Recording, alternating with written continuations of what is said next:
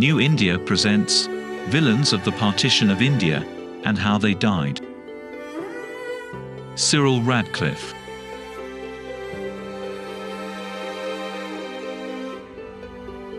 He was the British barrister who drew the line that divided India into two parts, known as the Radcliffe Line. Radcliffe had never set foot in India before July 8, 1947. He had no knowledge of the subcontinent. He barely knew where Bengal and Punjab were. In just 5 weeks, the fate of millions of people got sealed, and this unleashed an epic humanitarian crisis. In an interview, Radcliffe stated if he had 2 to 3 years, he might have improved on what he did. It is said that after drawing the Radcliffe Line, he left India the very next day and never came to the country again.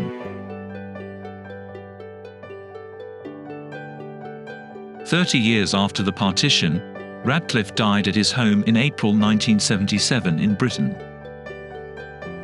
Jawaharlal Nehru. The first Prime Minister of independent India, fondly known as Chacha Nehru for his affection towards children. Nehru served as the Congress president multiple times in his political career. He was one of the principal leaders of India's independence movement in the 1930s and 40s. His proximity to Mountbatten and his wife Edwina was well known.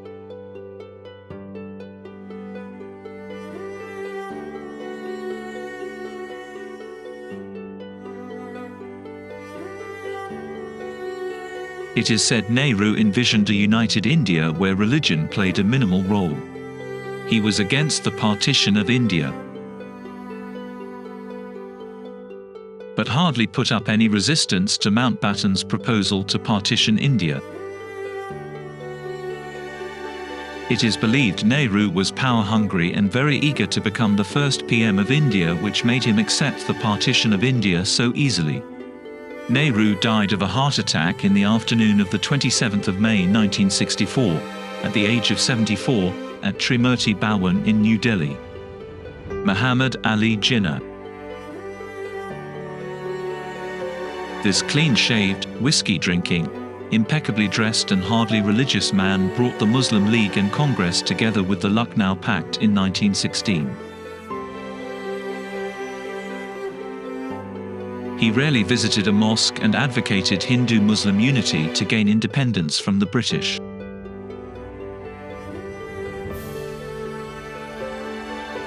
Jinnah even criticized the Simla delegation, headed by Aga Khan, who called on the then Viceroy of India, Lord Minto, to guarantee protection of Muslim rights.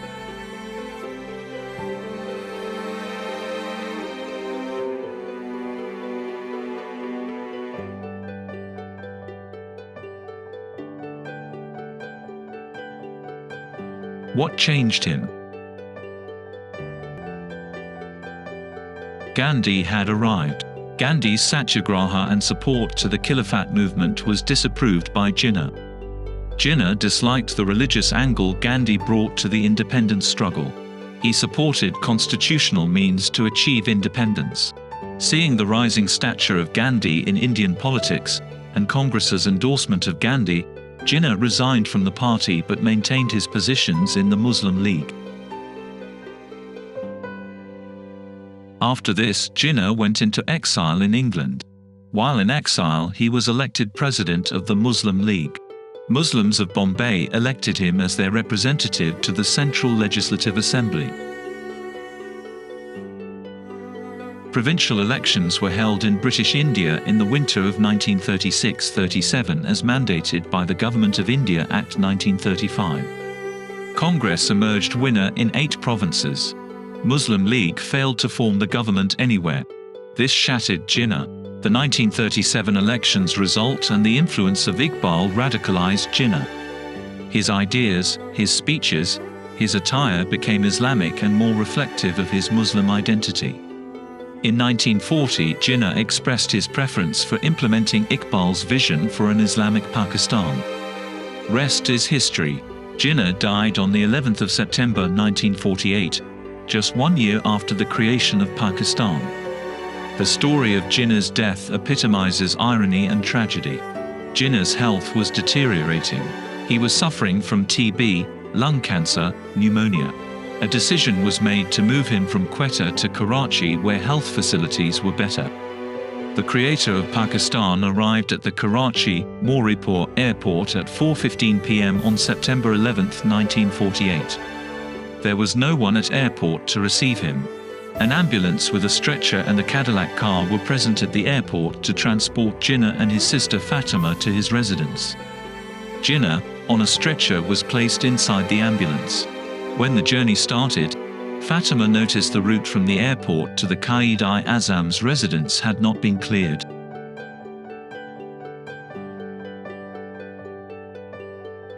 Tackling all the camel carts and donkey carts en route, the ambulance made a slow journey to Jinnah's residence.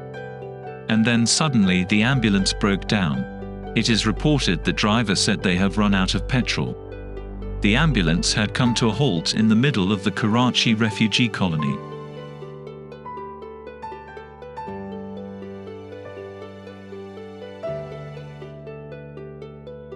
Effort was made to stop passing vehicles, trucks, etc., to transport quaid-i-Azam, but many did not stop, and the ones that stopped were unfit for the stretcher. For more than 1 hour, Jinnah lay in that broken-down ambulance. Houseflies and mosquitoes were buzzing all over the face of the father of Pakistan. The quaid-i-Azam died a few hours later at his residence.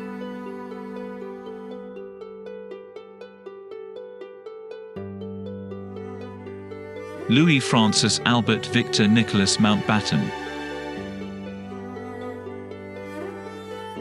Clement Attlee, the British Prime Minister, appointed Mountbatten Viceroy of India on the 20th of February 1947.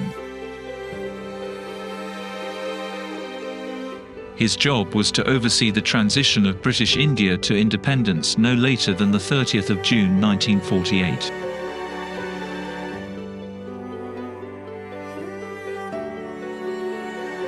But upon his arrival in India, Mountbatten concluded that the situation was too volatile to wait even a year before granting independence to India.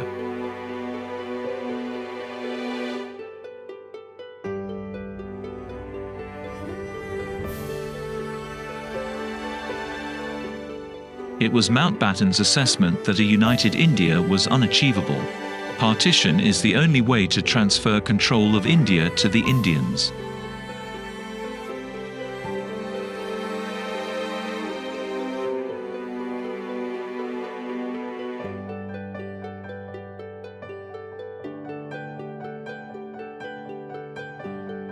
Later in an interview, Mountbatten said had he known about Jinnah's illness, he would have stalled the partition for a year, hoping Jinnah's death would halt the process.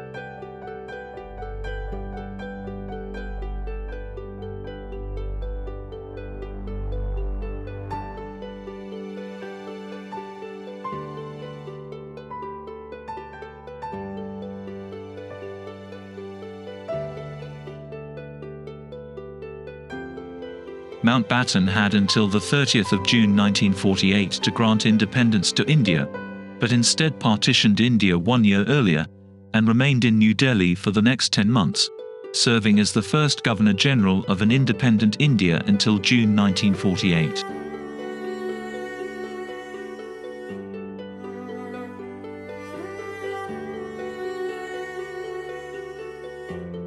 Had Mountbatten shown a little patience, the partition could have been averted.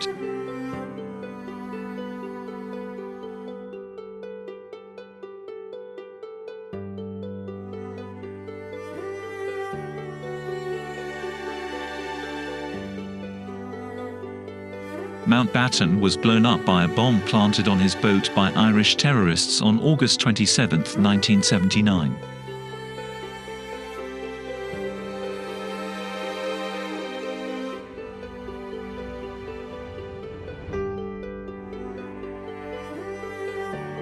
It is reported when they pulled him out of the water he was still alive, badly mutilated with the lower half of his body missing.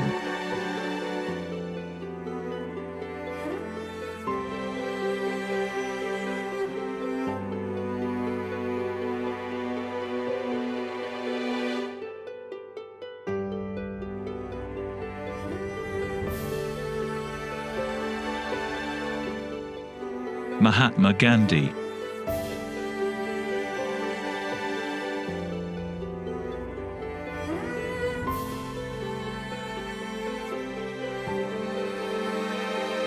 The fifth villain is none other than India's very own father of the nation.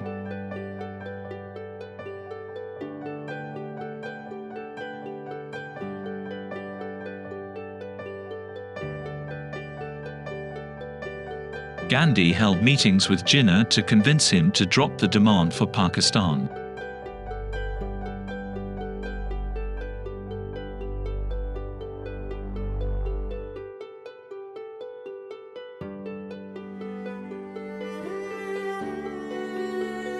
Gandhi always sat on a fast unto death when he opposed something staunchly.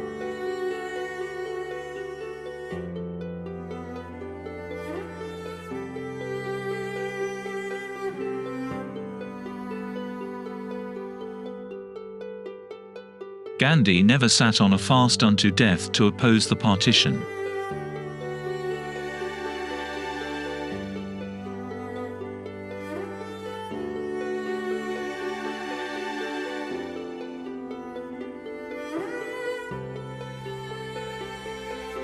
The Mahatma was shot dead by Godse on the 30th of January 1948.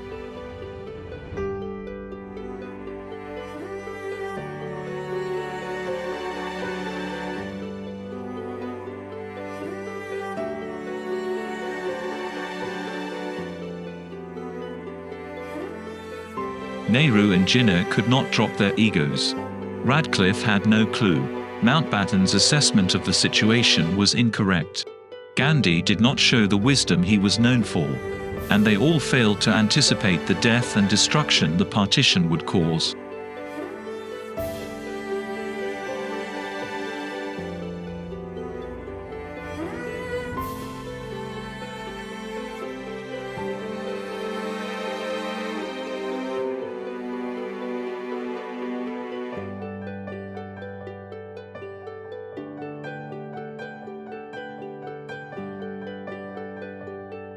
Around 2 million died and 20 million were displaced.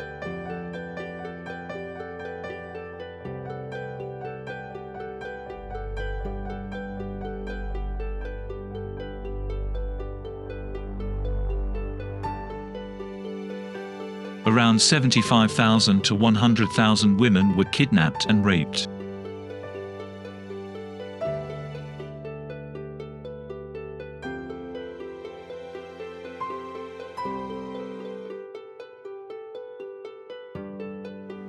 And how did history treat them for their incompetence?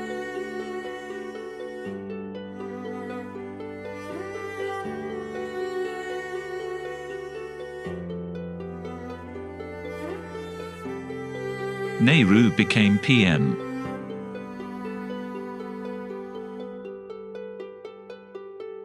Jinnah became father of Pakistan.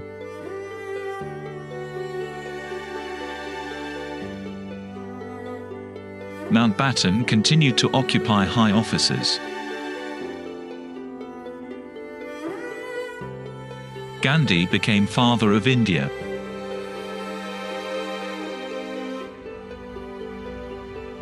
Radcliffe was appointed as a judge.